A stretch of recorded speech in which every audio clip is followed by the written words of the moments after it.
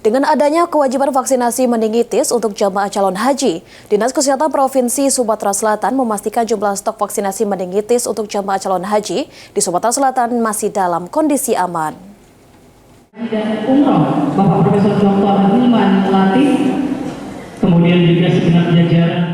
Pada musim haji 1446 Hijriah, embarkasi Palembang akan memberangkatkan sebanyak 8.143 jamaah calon haji dengan rincian 7.200 jamaah asal Sumatera Selatan, 1.065 jamaah asal Bangka Belitung, dan 66 jamaah petugas kloter.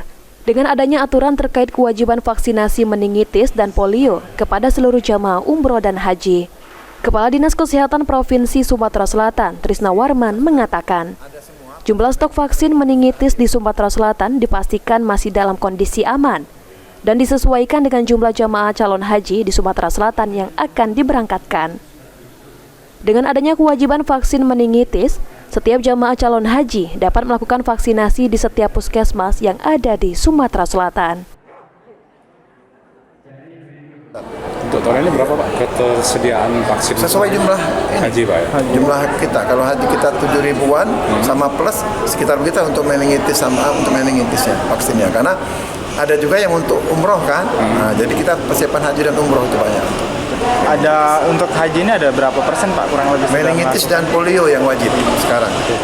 Ditambahkan, Trisna Warman selain melakukan vaksinasi, setiap calon jamaah haji harus terus menjaga kesehatan dengan berolahraga secara teratur, cek kesehatan secara rutin, jaga pola makan dan istirahat yang cukup. Eki Saputra, PAL TV.